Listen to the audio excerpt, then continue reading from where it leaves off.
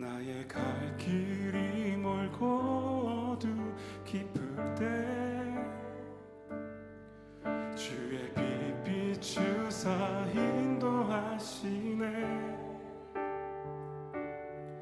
선하신 그 목소리 내 귓가에 들리니 내 삶이 주의 손에 붙들립니다.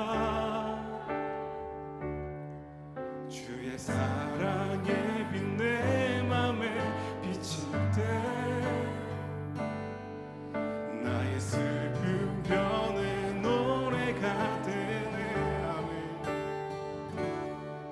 거친 풍랑 속에도 큰 믿음 주시니 내 영이 주의 나라 바라봅니다.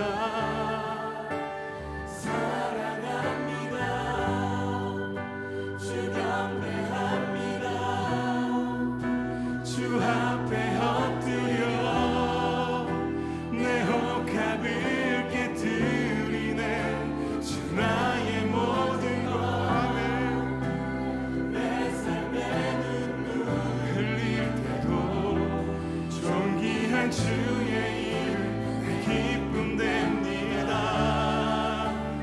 의지합니다. 날 받으옵소서.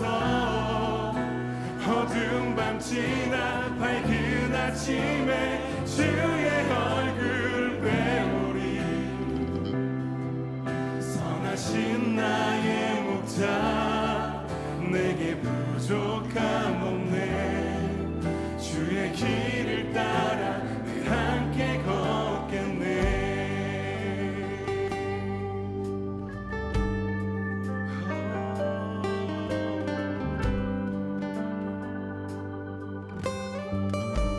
나의 갈 길이 멀고 나의 갈 길이 멀고 어두 깊을 때 주의 빛 비추사 인도하시네. 선하신 그 목소리 내 귓가에 들리니 내 삶이 주의 손에 붙들립니다. 주의 사랑의 빛 주의 사랑의 빛 내 맘에 비칠 때 나의 슬픈 변에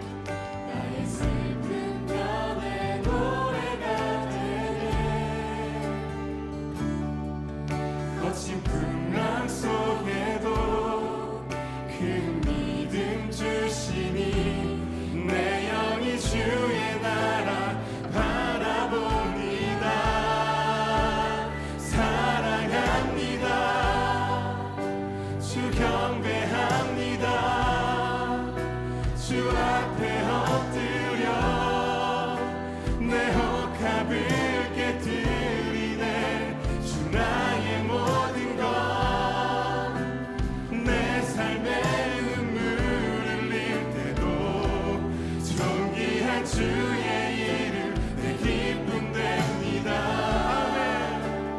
의지합니다.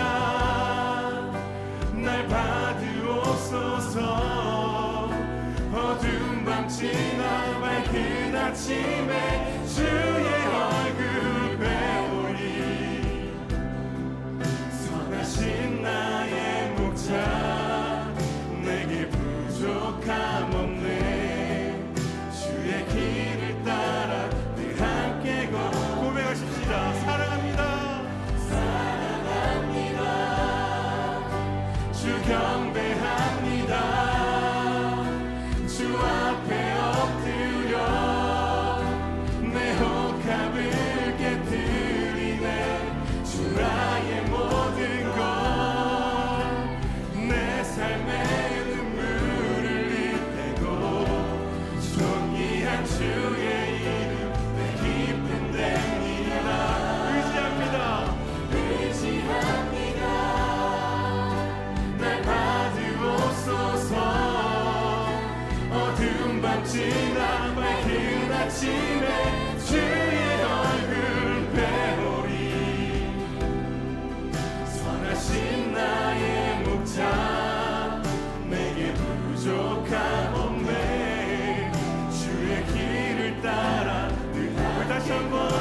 고백하십시다. 사랑합니다. 사랑합니다. 주 경배합니다. 주 경배합니다.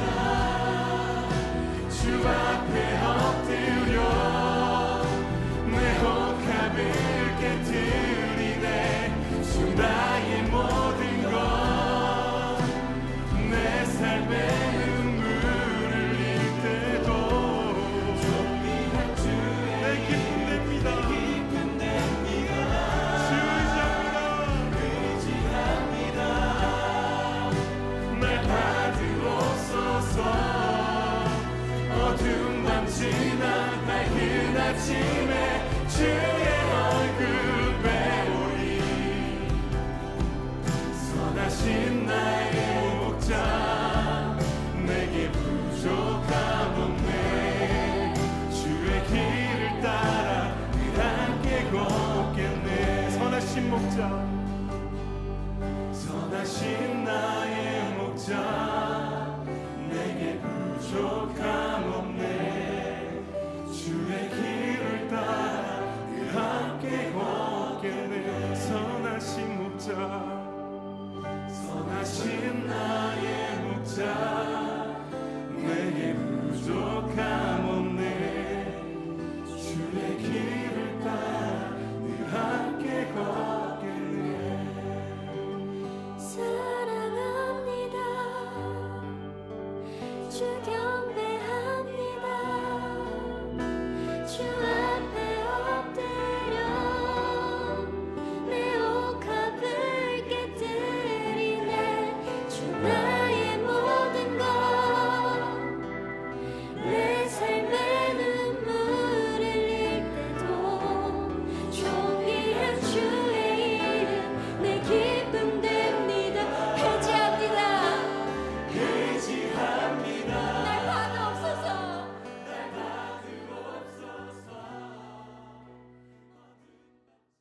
신명기 25장 5절부터 10절.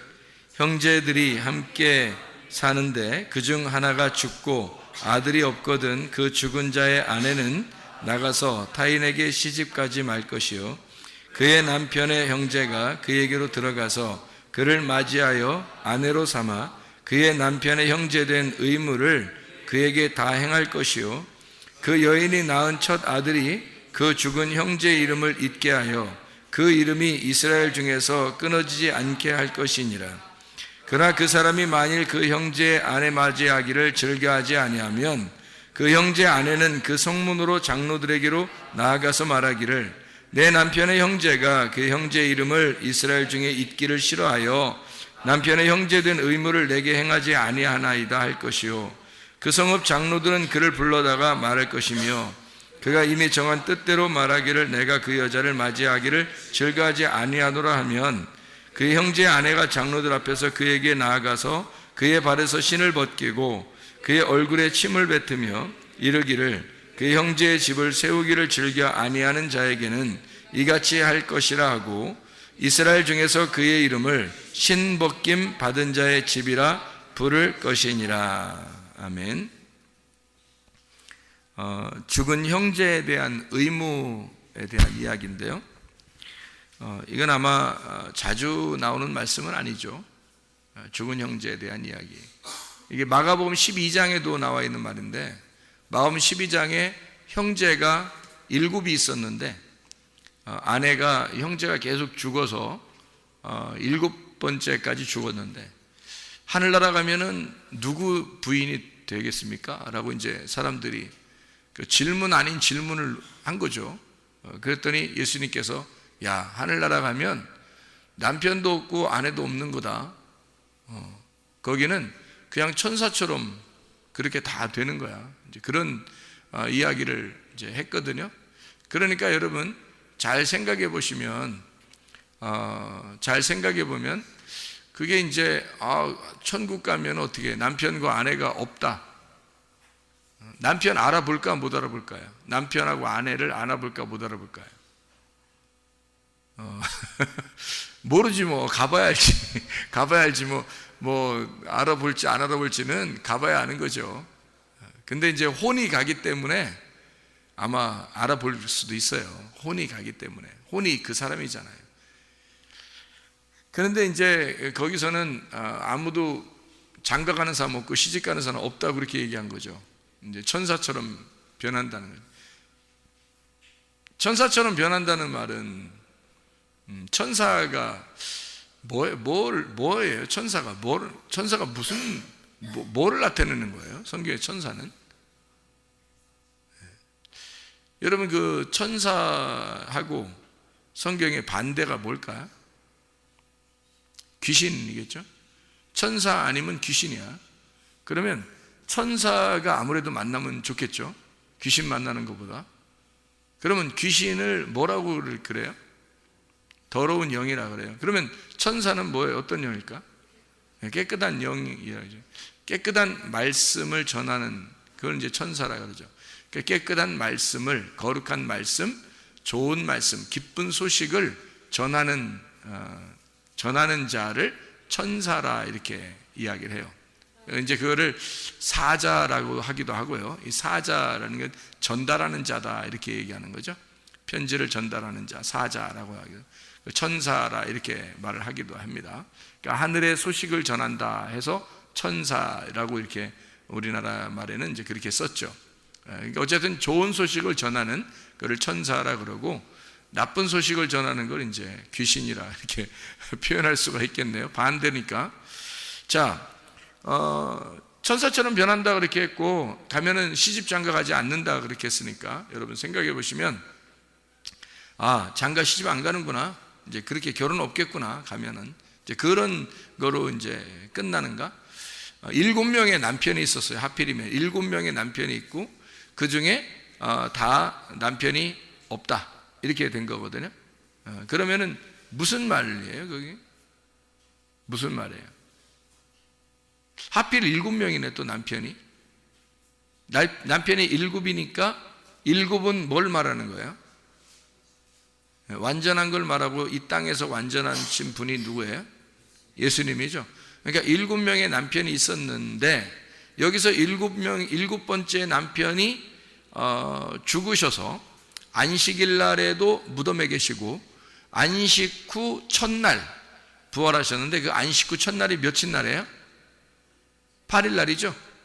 그러면은 7번째 남편까지는 이 땅에서 있었는데 이제 하늘나라로 올라갔어요. 그러면 이제 7번째 남편이 지났잖아.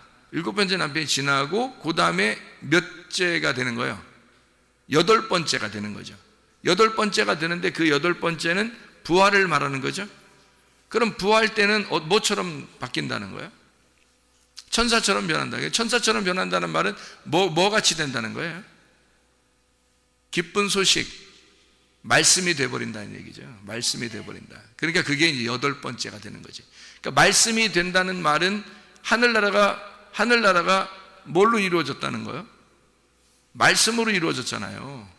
하늘나라가 말씀으로 이루어졌고, 그게 8이라고, 새로운 시작을 말하는 새로운 나라. 그게 7이 이 땅이고 8이 하늘나라란 말이에요. 그러니까 거기에서 새롭게 좋은 소식, 말씀이 된 자들이 든다. 그러니까 시집가고 장가가는 게 아니고 이미 하나가 되었다. 뭐가 되었다? 말씀이 되었다 이 말이죠. 이미 말씀이 되었다. 그렇기 때문에 장가가고 시집가는 게 아니다 이렇게 된 거죠. 그러니까 이미 어떻게 예수님하고, 신랑 되신 예수님하고, 부활하신 8번째 날에 부활하신 예수님하고 이미 결혼이 끝났다 이 말이에요. 죽으면, 우리가 죽고 하늘나라에 올라가면 이미 결혼이 끝났으니까 둘이 어떻게 돼요? 한 몸을 이루었다. 그러니까 다시 말하면 한 말씀이 되었다 그 말이죠. 무슨 말인지 알겠죠?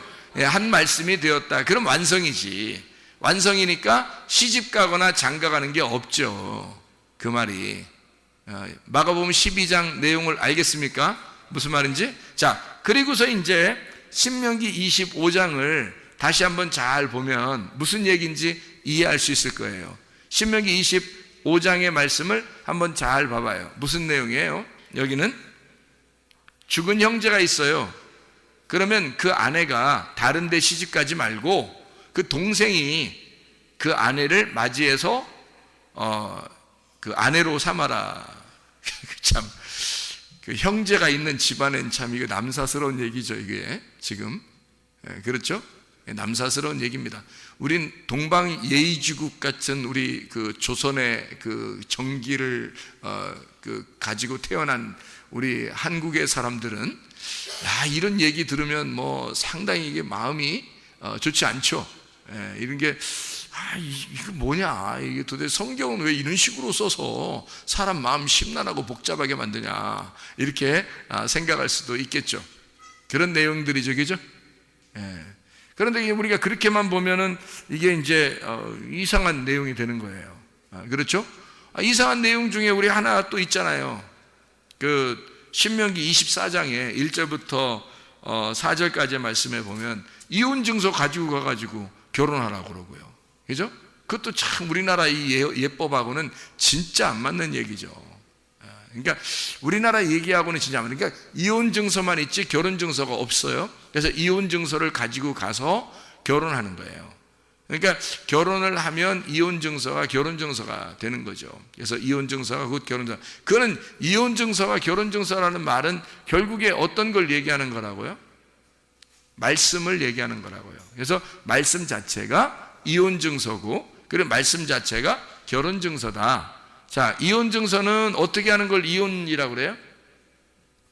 어떻게 하는, 갈라지는 걸 이혼 증서라고 그러죠. 갈라지는 거니까 뭘 나타내는 거예요? 선악과를 나타내는 거고, 선악과는 우리에게 대표적으로 뭐를 설명하는 거죠? 율법을 설명하는 거예요. 그래서 사람을 판단하고 이렇게 분리시키는 그런 역할을 감당하죠. 그런가 하면 결혼 증서는 어떻게 돼요? 결혼 증서는 어떻게 된 거예요? 결혼은 하나가 된 거죠. 둘이 하나가 된 거니까 뭐예요? 생명나무가 되겠죠. 생명나무는 생명이라는 생명나무를 먹으면 어떻게 되는 거예요? 이게 율법이에요? 아니면 복음이라는 진리예요? 복음이라는 진리가 되겠죠. 그러니까 이렇게 성경이 이렇게 나누어져 있는 거를 설명해 주고 있는 내용이죠. 신명기 24장의 내용이. 그럼 신명기 25장의 내용은요? 신명기 25장의 내용도 뭔가 의미가 있겠죠. 그래서 그거를 이제 지금 제가 설명한 거를 가만히 생각해 보면 이 말이 이해가 된다는 얘기죠. 이 말이. 그러니까 죽은 형제가 있고 그 다음에 동생이 있어요. 그러면 죽은 형제의 아내는 어디로 가야 돼? 반드시 동생의 아내가 돼야 되는 거예요. 딴 데로 가면 안 된다는 거예요. 동생이 있는데도 딴 데로 가면 큰일 납니다. 법이 안 되니까, 법적으로 안 되는 거예요. 그러면 법적으로 왜 이렇게 이걸 딱 막아놨을까? 이 내용을 굉장히 중요한 의미니까 여기다 넣는 거거든요. 율법적으로 이건 꼭 지켜야 된다라고 이야기한 거예요. 근데 우리 동방예의지국에서는 이런 게 남사스러운 얘기라고요. 뭐 이상한 얘기죠. 어떻게 식구끼리 형수가 식구였는데 형님이 돌아가셨다고 해서 그 형수랑 같이 이렇게 아기를 낳아주고 이렇게 하는 게 이게 이상하잖아요. 그러니까 이게 뭔가 이상한 얘기들란 말이에요. 그런 얘기가 아니고, 그런 얘기가 아니죠. 그런 얘기 아니니까 써놨지. 그런 얘기였으면 이거 뭐 글자로만 보면 이제 이거 놓고서 이제 뭐 또 봐라 이렇게 하지 않았느냐, 뭐 우리 기독교인들도 이렇게 해야 된다 이러면 어떻게 해? 큰일 나지. 이게 뭐 이상한 얘기가 되잖아요. 그러니까 이게 이제 어떤 의미를 가지고 있다는 거죠. 어떤 의미를 가지고 있냐면 죽은 형제가 있습니다. 죽은 형제가요. 그리고 이 사람이 만약에 자기가 남편이 안 되겠다 이렇게 하면 신을 벗기래요. 신을 벗겨가지고 막 신으로 후려 때리고 이렇게 하지 말고 침을 얼굴에다 확 뱉어버리라는 겁니다. 더럽게 진짜. 야, 이 더러운 놈아 이러면서 침을 확 뱉어버리고 오라는 거예요. 그러니까 신 벗기고 침 확 뱉어. 침을 뱉으면요 저주받았다는 얘기거든요. 이게. 침을 뱉으면. 그러니까 축복을 해야 되는데 저주를 내려버리는 겁니다. 저주를 내려버리면 어떻게 되는 거예요? 저주를 내려버리면 축복이 아니라 저주를 내려버리면 어떻게 될까요? 씨가 안 생기는 거죠. 씨가. 그러니까 침을 탁 뱉고 그 신발 확 뺏어 놓고 이렇게 하라는 거예요. 그러면 신발 벗겨졌다? 이 말은 무슨 말일까? 그러면 신발 벗겨졌다. 신 벗기운 자의 집이다 라고 이렇게 부르래요. 신발 벗겨졌다 이 말은. 신발 신고 뭐 하죠? 우리 신발 신고 뭐예요, 사람들이? 걸어가지 뭘 신발 신고 걸어가지. 신발 신고 그러면 날라가요? 신발 신고 걸어가잖아요. 이게 신발 신고 이게 걸어가죠? 예? 그럼 신발 벗기면 못 걸어가죠? 예. 자갈밭이나 가시밭길 이런 데는 신발 벗겨놓으면 못 걸어가죠? 신발 신고 가야 돼요. 꼭 신발 신고 가야 되는데, 신발을 벗김받은 자의 집이다. 그 말은 후손들이 너희의 집에 오는 그 걸음이 멈출 것이다, 그 말이에요. 너희 집에 후손들이 없을 것이다. 다시 말하면 씨가 안 생길 거다, 이런 뜻이에요. 그러니까 저주하는 거죠. 이게 성경에서는 굉장히 큰 저주입니다. 후손들의 발걸음이 너희 집안에 끊길 것이다. 이건 큰 저주입니다. 씨가 이 성경의 가장 큰 축복이거든요. 그러니까 그 아들이 생긴다는 것이 가장 큰 축복인데, 성경에서 그게 없겠다는 거예요. 그 집안에, 너희 집에는 그런 게 없을 것이다 라고, 후손들이 너희 집에 안 찾아올 거다, 이렇게 탁 끊어놓는 거죠. 이게 굉장히 이제 놀라운 저주예요, 이게. 그렇다면 여기 이제 형 아내를, 형수죠, 형수를 동생이 이제 아내로 맞이해야 되는데, 안 맞이하면은 이제 이렇게 된다는 거 아니에요, 그죠? 씨 안 생긴다는 얘기야. 그러면 맞아들이면 어떻게 되는 거예요? 맞아들이면 형한테 씨를 전달해 주는 거죠. 형의 씨가 대신 동생을 통해서 형의 씨가 형수한테 들어가는 거예요. 그러니까 동생은 형님이 그러니까 아기를 아직 못 낳았잖아요, 형수가. 그러니까 동생이 대신 아기를 낳게 해주는 거예요. 그래서 동생이 아기를 낳게 해줌으로써 형수가 어떻게 되는 거냐면 형님의 씨를 이어가는 거죠. 족보가 이어져 가는 거예요. 그러니까 이거는 단순히 어떤 의미예요? 그러니까 어떤 의미로 지금 뭐 신을 벗긴다, 또는 동생이 남편이 돼야 된다, 뭐 이런 얘기들은 어떤 얘기예요? 어떤 얘기를 지금 하고 싶은 거예요? 씨에 대한 얘기를 하고 싶은 거예요. 그러니까 신발 벗기운 자의 집이다라고 하는 것도 씨가 후손이 끊어질 것이다 라는 얘기고요. 만약에 아내로 맞아들여서 그 형님의 형수, 그러니까 아내에게 씨를, 아기를 낳게 한다면 후손이 이제 계속 끊어지지 않는 집안을 만드는, 그 씨를 주는 역할을 하는 거죠. 그런 얘기가 되겠죠. 그렇죠?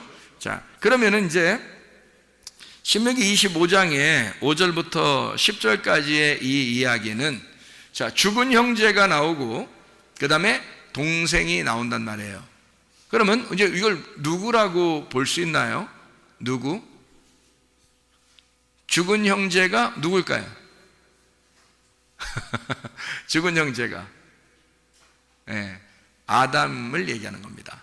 죽은 형제가 선악과 먹고 죽은 아담을 말하는 거죠. 그러니까 그 아담에게서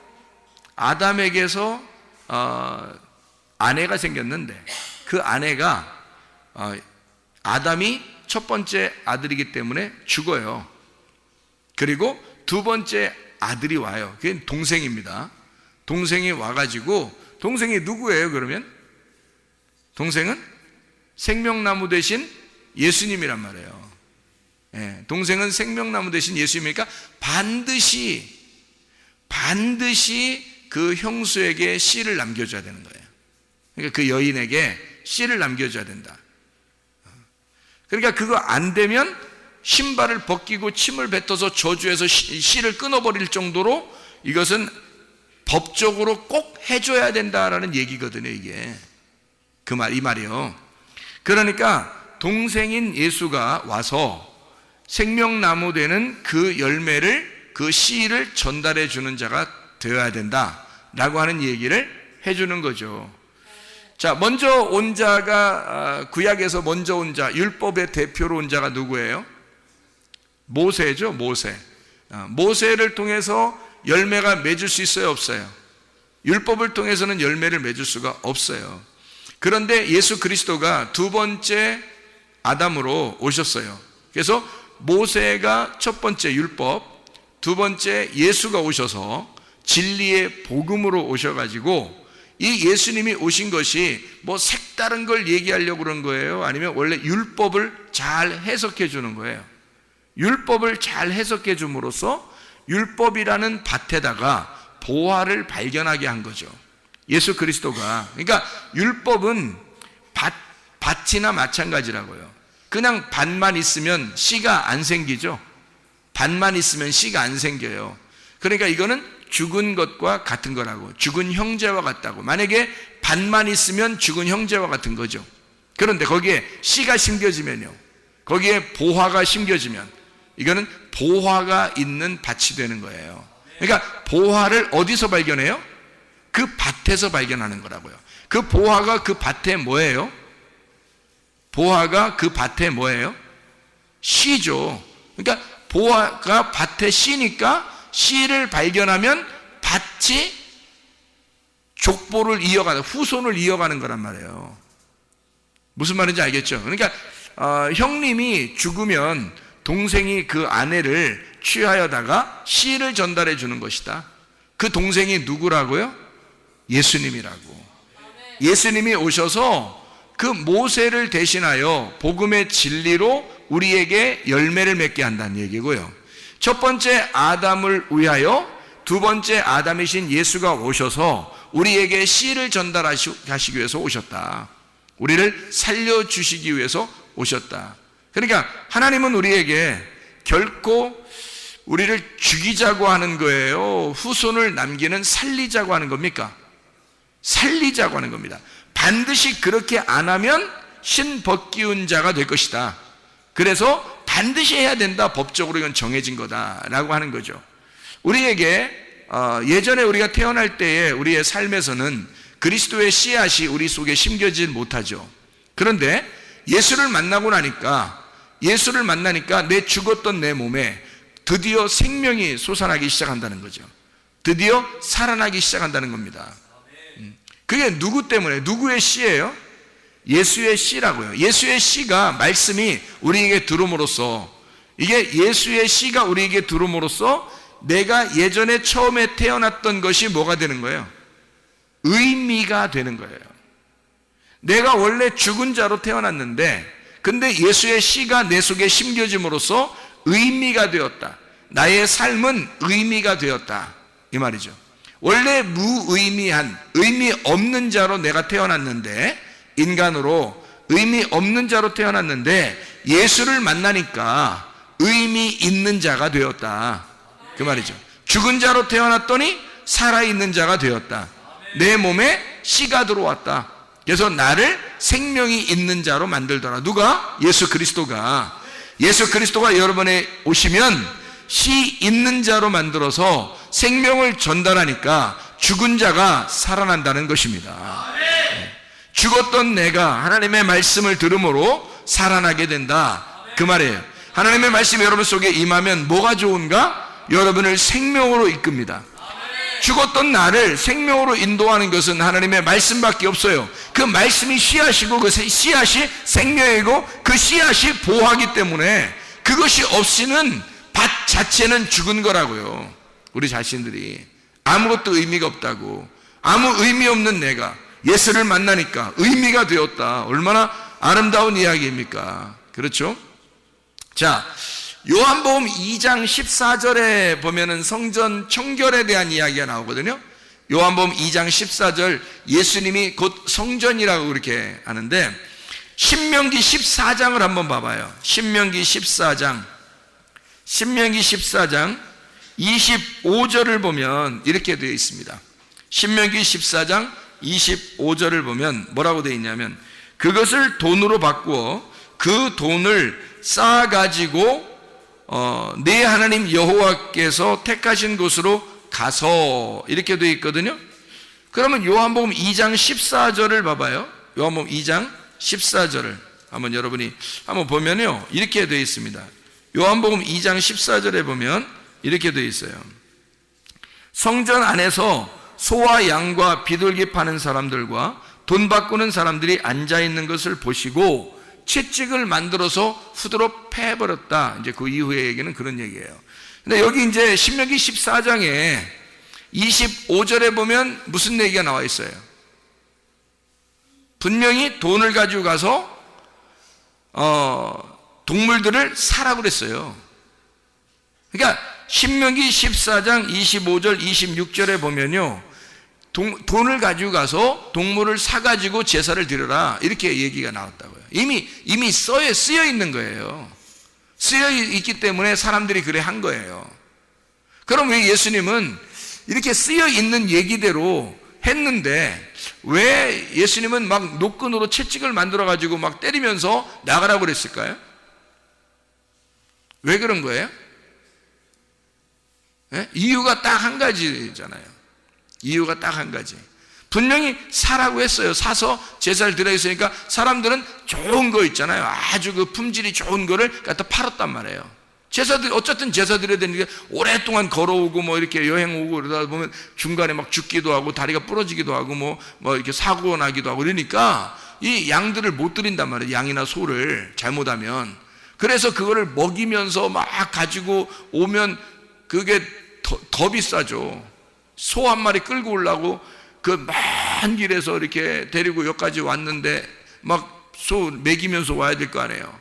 그러니 그 먹는 그 여물을 하고 그리고 소 끌고 오는 거 하고 그 노동하고 다 비교해 보면요, 그냥 사는 게 편해. 사는 게 자기들도 다 계산해 보는 거야. 계산해 보면 사는 게 훨씬 싼 거죠. 자기들이 끌고 오는 것보다 며칠 몇 날을 끌고 와야 되는데 생각해 보세요. 멀리서 그것도. 근데 이제 와서 이제 보면은 합격, 불합격을 이렇게 내거든요. 제사장들이. 거기 이제 앉아있는 사람들이요, 합격, 불합격이 내요. 근데 멀리서 그렇게 힘들게 막 끌고 왔는데, 여기 왔는데 불합격, 그러면요, 그 여기까지 데리고 온 소는요, 버려야 돼요. 불합격만 했으니까. 그 어떻게 또 끌고 갈 수도 없잖아요, 이거 어디. 이거 제사 드리려고 끌고 왔었는데, 끌고 갈 수가 없어요. 불합격 맞으면 그냥 죽는 거예요. 죽이고, 또 새로 사야 돼요, 어차피. 생각을 해보세요. 여러분이 그런 시대라면 어떻게 하겠어요? 돈 들고 가가지고 사지 뭐하러 그걸 끌고 다니겠냐고. 돈 들고 가서 사지. 그렇죠? 당연한 거예요. 그래서 여기 신명기 14장에 써놨던 겁니다. 너희들 가가지고 돈 들고 가서 사가지고, 그런 위험성이 있으니까 돈 들고 가서 사가지고 제사 드려라. 제사 안 드릴 수는 없고 그러니까 그렇게 드려라 라고 써놓은 거죠. 그런데 예수님은 성전에 그거 판다고 막 또 때리고 막 이런단 말이에요. 예수님이, 이 사람들이 볼 때 예수님 굉장히 미운 거야. 예수님 막 자꾸 자기들 방해하니까 다니면서 자기들이 뭘 하려고 그러면 자꾸 옆에 쫓아와서 방해하고 그러는 거 아니에요. 뭐 장사 좀 해본다는데, 장사도 꼭 필요한 장사란 말이에요. 이게 지금 제사를 꼭 드려야 되는데 제사에 꼭 필요한 장사인데 예수님이 막 후드러 패면서 방해하는 거잖아요. 장사 방해하는 거잖아. 막 엎어버리고 막 이러니까. 왜 시장 가가지고 누가 깡패도 아니고 가가지고 막 이렇게 막 시장에서 막 돈통 같은 거 막 엎어버리고 막 발로 차고 이거 누가 하는 짓이에요? 그거 다 깡패가 하는 짓들 아니에요. 근데 그거를 예수님이 하고 있으니까 사람들이 좋아하겠냐고. 예수님을 생각을 해보라고요. 그러면 여기서 이걸 하라고 했는데도 왜 예수님은 거기서 노끈을 만들어 채찍을 만들어 가지고 왜 이렇게 때리면서 나가라 했을까? 왜 그래? 뭐 하나 이유가 있어요. 왜 그랬을까요? 뭐 때문에 그래요? 예? 뭐 때문에? 예, 성전을 깨끗하게 하려고 그런 겁니다. 성전 깨끗하게 하려고. 왜 더러웠어요? 똥 싸서? 똥 싸고 막 이러니까 이제 동물들이 와가지고 막 똥 싸고 그러니까 더러우니까 야, 청소하기도 힘들어 죽 건데. 그러면 예수님이 뭐 그러면 거기 뭐 물 청소하고 막 그러나요? 갔다가 물도 귀한 때 뭐 물 좀 떠와. 막 양동이로 물 떠와. 막 물 청소하고 막 그러나요? 성전을? 성전도 엄청 클 텐데. 그걸 혼자 막 물청소 열심히 막 탈 걷어 제끼고 막 이렇게 물청소 했더라. 뭐 이런 내용도 없잖아요. 그럼 뭐예요? 왜 그렇게 한 거예요, 도대체가? 예, 딱 한 가지죠. 무슨 말이냐면 죽어서 와야 된다는 겁니다. 죽은 것만 들어와야 된다는 거예요. 근데 살아있다는 거예요. 이게 다 살아있으니까 안 된다는 거예요. 자, 예수님은 성전인데 자기는 뭐 하러 온 거예요? 이 땅에요. 너희들 이제까지 제사 드릴 때 제사를 산 거를 드리라는 거 성경에 있어요? 없죠. 제사는 구약의 모든 시대에 다 죽여서 드리는 겁니다. 다 죽여서. 그러면 예수님이 자기가 와가지고는 지금 그 죽여서 너희들이 이제까지 동물을 죽여서 하나님 앞에 드리는 모든 제사는 누구를 얘기하려고 했던 거예요? 자기를 얘기하는 거거든요. 예수님을 얘기하는 건데 살아서 데리고 들어왔단 말이에요. 살아서 데리고 들어왔단 말이에요. 그러면 예수님하고 안 맞는 거죠. 그러니까 이건 죽어서 들어와야 되는데 살아서 들어온 거야. 그러니 안 맞는 거잖아요. 그래서 이거를 쫓아낸 거죠. 쫓아내가지고 어떻게 한 거예요? 쫓아낸 이 사람들이 그러면 동물들 끌고 있잖아요. 동물들을 뭐 소하고 양하고 다시 막 쫓겨났잖아요. 비둘기 같은 거 막 이렇게 막 날아다니니까 막 그것도 잡아가지고 또 돈 흩어진 거 그거 이제 주워서 이제 나옵니다. 그렇죠? 나와요. 이렇게 들고 나오죠. 나와서 그 다음에 다시 제사를 드리러 가요? 아니면 그냥 집에 갈까요? 그냥 다시 제사를 드리겠죠. 다시 제사를 드릴 때는 이제 어떻게 하고 들어올까요? 죽여서 들어오는 거죠. 그러니까 이거죠. 살아서 들어온 놈은 안 된다. 그래서 내쫓아버려요. 그리고 죽여서 다시 들어와라는 거예요. 그러니까 예수님이 그 사람들 무슨 깡패처럼 막 장사 뒤집어 엎으려고 꼭 그런 게 아니라, 자, 살아서 온 놈은 자, 나가라 이거야. 일단 나가라 이거야. 나가고 죽어서 들어오라는 얘기죠. 여러분, 죽어서 들어오라는 얘기야. 자, 교회는 어떤 사람이 들어와야 되는 거예요? 죽은 자가 들어온 거예요. 죽은 자가 들어오면 누굴 만나? 유일한 생명을 가지신 예수를 만나는 곳이 교회란 말이에요. 그게 성전이라고. 그러니까 첫 번째 남편이 죽어서 동생이 그 유업을 이어받아야 된단 말이에요. 예수 그리스도가 교회에서 자기의 성전 되신 예수가 형을 대신하여 그 형수에게 씨앗을 줘야 된단 말이죠. 그러니까 동생이 그 유업을 이어받아야 되니까 예수 그리스도에게 오려면 죽은 자만 와야 돼요. 예수가 유업을 이을 자니까. 무슨 말인지 알죠? 죽은 자만 와야 된다. 그러면 유업을 이을 자는 두 번째 아담이 되는 복음이신 진리의 예수님이다. 그분이 우리에게 씨앗을 남길 것이다. 이 말이잖아요. 그렇죠? 그러면 우리가 산 사람 어떻게 한다고요? 나가라. 산 사람은 나가라. 죽은 사람은 들어와라. 그 말이잖아요. 그렇죠? 그러니까 교회는 어떤 사람이 들어와야 되는 거예요? 죽은 사람이 들어오라는 거예요. 자, 마음 심령이 거지가 돼서 막 가슴이 너덜너덜해진 사람, 마음이 막 찢어진 사람, 이 사람들 어떻게 돼? 교회에 오면 위로를 받겠죠. 교회에 오면 위로를 받아요. 그게 마태복음 5장의 4절에 보니까 뭐라고 되어 있냐면, 애통하는 자는 복이 있나니 저희가 위로를 받을 것이요 라고 되어 있는 거죠.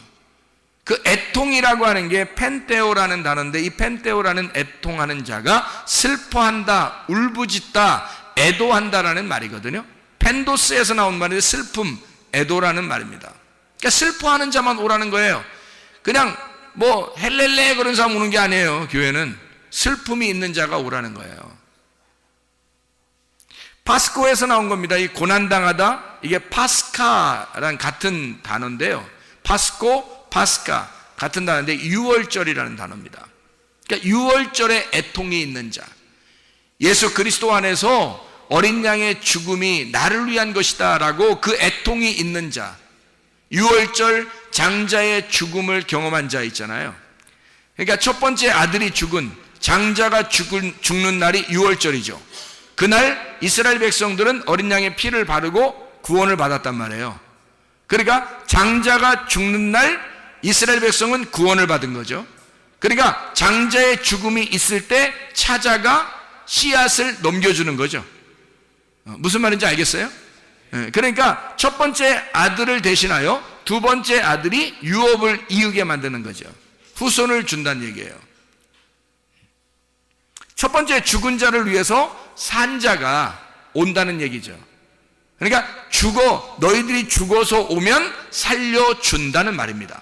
죽어서 오면 살려준다. 근데 살아서 오면 너를 반드시 죽일 것이라는 얘기입니다. 살아서 오면 죽이고 내쫓아버리고 그리고 다시 죽어서 들어오면 너를 살려줄 것이다 라는 게 성경의 말씀이죠. 그러면 여러분, 교회라고 하는 것은요, 애통을 당하는 것이 곧 뭐라는 얘기예요? 위로라는 얘기입니다. 애통을 당하게 되면 그것이 곧 위로라는 거예요. 죽어서 오면 너를 살려줄 거니까, 그러면 네가 애통을 하게 된다면 나는 너를 위로할 거야 라는 말이죠. 그러니까 애통하는 자가 위로가 있을 것이다 라는 얘기입니다. 자, 불뱀에 물린 자를 노뱀을 갖다 걸어놓으면 살려주는 거죠. 불뱀에 물린 자를 노뱀에 걸어서 살려주는 거죠. 불뱀에 물리지도 않았는데 노뱀을 걸을 필요가 있나요? 그럴 필요가 없죠. 성경은 노뱀을 걸어놓는, 예수 그리스도가 십자가 못 박혀 돌아가시는데 그 예수를 쳐다보고 믿는 자는 구원을 얻을 것이다. 어떤 사람에게? 불뱀 물린 자에게, 자기가 죄가 있다고 애통하는 자에게 노뱀을 쳐다보면 살 것이다 라는 그런 말씀이잖아요. 그러니까 여러분과 저는요, 교회에 오는 것이 어떻게 오는 거라고요? 뭐 때문에 오는 거라고요? 애통하기 위해서 오는 거라고요. 슬프기 위해서 오는 거라고요. 나 자신의 슬픔을 위해서 왔더니 주님이 위로해 주시더라. 내가 죽어서 왔더니 주님이 살려주시더라 그 말이죠. 내가 병들어 왔더니 주님이 치료해 주시더라 그 말이에요. 내가 문제가 있어서 왔더니 주님이 문제 해결자이시더라 이 말입니다. 예. 그러니까 교회에 오는 사람들은 어떤 사람만 와야 된다는 거예요? 병든 자만 와라 이거. 나그네들만 와라 이거야.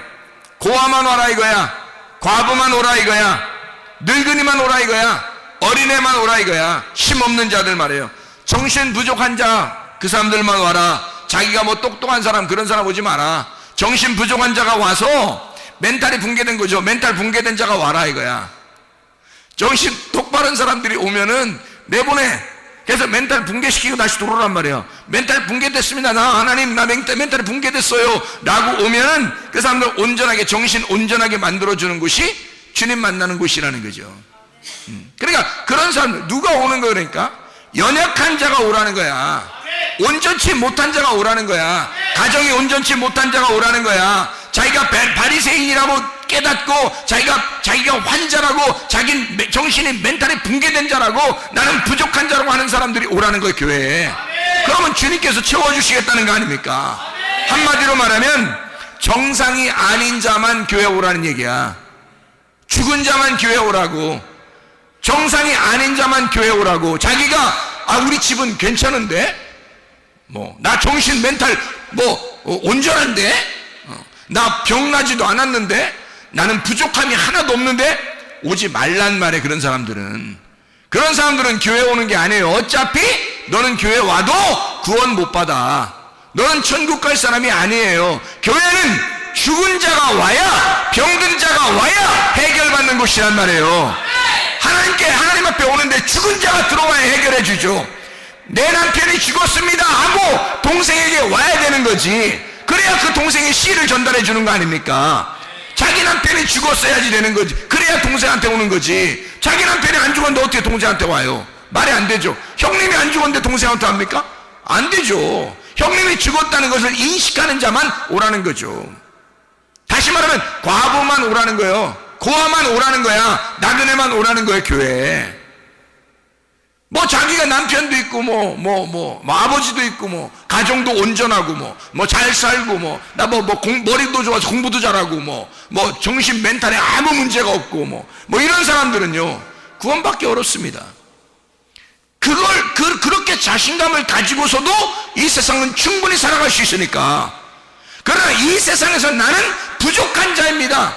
정상이 아니에요. 이 세상에서 볼 때는 내가 정상이 아닙니다 라고 대부분 사람들 보니까요, 자기가 정상이라고 하는 사람들은 더 비정상이더라고. 그게 자기가 정상이라고 하는 사람들이 더 비정상이더라고. 그 정도로 세상은 지금 정상이 아닌 사람들의 삶이에요. 이 세상은 그런 부족한 자가 나 죽었습니다 라고 내가 가지고 있는 모든 소유가 내가 소속되어 있는 데가 다 사망이에요. 죽었어요. 온전치 못합니다 라고 교회에 찾아왔더니 교회에서 주님이 치료자가 되시더란 말이야. 주님이 그 사람을 살려주시더란 말이에요. 그게 교회가 되는 거예요. 우리 교회는 부족한 사람들만 오라는 거예요. 우리 교회는 좀 온전한 사람 오지 말라는 거야. 온전한, 처음부터 나 온전합니다 하는 사람은 와봐야 다시 쫓겨나. 우리 교회 같은 데는요. 우리 교회는 그런 사람들이 와가지고 가만히 들어보면 영 거실리는 얘기만 해. 그러니까 그 사람들이 기분이 안 좋다고 그래요. 자기가 온전하다고 생각했는데 자꾸 거실리는 얘기만 하니까 기분이 안 좋다고 그러는 사람도 있어요. 그런데 여러분 보세요. 좀 부족하고 힘들고 연약하고 막 애통하고 슬픈 사람들이 우리 교회에 오면요 위로받습니다.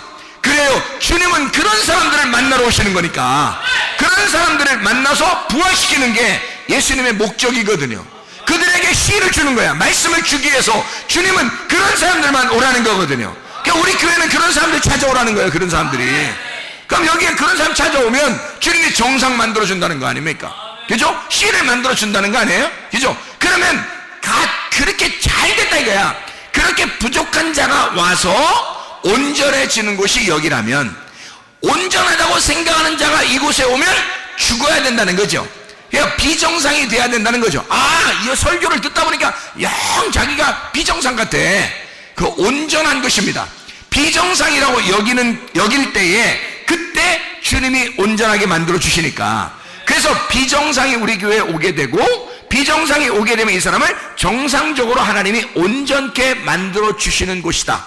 그래서 이 사람의 삶을 구원해 주시고 씨를 심어주고 말씀을 갖다가 전달해 주신다. 후손을 있게 하신다. 생명이 연결되도록 한다. 생명이 영원히 살 수 있도록 영생하도록 한다 라는 그런 말씀이거든요. 그러니까 주님이 보면 자, 정상이라고 생각한 사람은 교회에 오라 말라 안 와도 된다.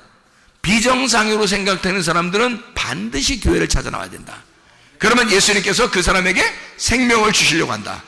그죠? 생명이 없는 자라고 하는 자에게 오면 생명을 주시려고 한다. 그게 주님이시다. 자, 그러니까 보세요. 교회에 온다는 것은 어떤 사람들만 오라고요? 부족하고 뭔가 비정상적인 그런 사람들이 오게 된다. 그게 와서 그러면 여기서 온전하게 됐어. 온전하게 되면 어떻게 다른 데로 가야 되나요? 이제 그런 사람들만 오라겠으니까, 그런 사람들만 초청하니까 우리 교회는 자 정상이 됐어요. 그럼 여기서 이제 가는 거예요? 딴 데로? 어떻게 해야 돼요? 어떻게 하면 좋겠어요, 여러분? 비정상이 와서 정상이 되면요 간증이 되잖아요. 간증이 된다고요. 그 사람은 비정상으로 시작해서 왔기 때문에 이 사람은 교만할 수가 없죠. 교만할 수가 없죠. 그래서 교회는 겸손한 거예요. 교만할 수가 없는 거예요. 다른 사람과 비교하거나 비판하거나 할 수가 없는 거예요. 왜? 자기가 비정상으로 왔으니까. 뭐래도 부족한 사람이잖아요. 뭐 중독 걸린 사람이 있는가 하면 정신적인 멘탈이 붕괴된 사람이 오는가 하면 진짜 병자가 오는가 하면 과부나 고아나 나그네가 오는가 하면 뭔가 잘못된 사람들이 오게 되면 이 사람들이 그런 상태에 왔다가 예수를 만나서 온전케 되는 거예요. 그럼 온전케 되면 어떻게 돼요? 그러면 여기서 간증거리가 되는 거죠. 내가 옛날에 이랬는데요 지금은요 이렇습니다 라고 간증할 거 아니겠어요? 그런 삶을 사는 게 교회예요. 그런 간증의 삶을 사는 곳이 교회라고요. 그런데 처음부터 정상이라고 자기가 생각된 사람이 교회 오면 그 사람 어떻게 해요? 예수님께서 너 살아서 왔구나, 노끈으로 채찍을 만들어서 때려버립니다. 나가라고. 너 살아서 왔구나, 죽어서 와야 돼. 네가 죽어서 와야 내가 널 살리지. 그렇게 되는 거죠. 무슨 말인지 알겠죠? 그러니까 먼저는 죽음이다. 두 번째는 살림이다. 그러니까 죽음과 사는 것이 함께 공존하는데 첫 번째 죽어서 오는 걸 두 번째 살려서 내보낸다 라고 하는 그런 얘기가 되겠습니다. 여러분, 우리 이 교회에 오면 치료가 일어나야 합니다. 일반적으로 평범하게 치료들이 일어나야 됩니다. 문제의 해결은 그냥 일반적으로 그냥 뭐 손쉽게 문제 해결들이 되어야 합니다. 하나님의 그 역사하심을 우리 교회에서 기적과 표적이 평범하고 아주 일반적으로 일어나야 합니다. 그게 우리 교회가 되셔야 돼요. 왜? 교회는 부족한 자가, 병든 자가, 문제가 있는 자가, 비정상적인 자가 와서 해결받는 곳이니까, 그게 교회니까, 그게 예수가 있는 곳이고 예수를 만나면 그렇게 돼야 하니까. 오늘 이 밤에 여러분이 문제가 있으면 자기의 부족한 점들을 하나님 앞에 내놓고 기도하시기를 바랍니다. 우리 주님은 우리에게 반드시 씨를 주려고 하길 원하고, 주님 반드시 우리를 살려주시길 원하십니다. 나 죽었습니다 라고 하는 자에게 주님은 반드시 후손을 있게 하고 그 사람을 생명을 줘서 영원한 생명을 주시기를 원하시는 주님이시란 말이에요.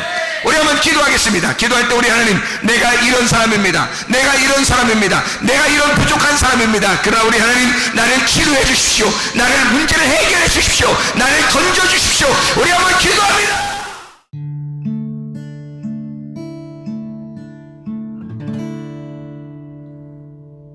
내 속에 내가 너무도 많아서 당신을 쉴 곳 없네. 내 속에 헛된 바람들로 당신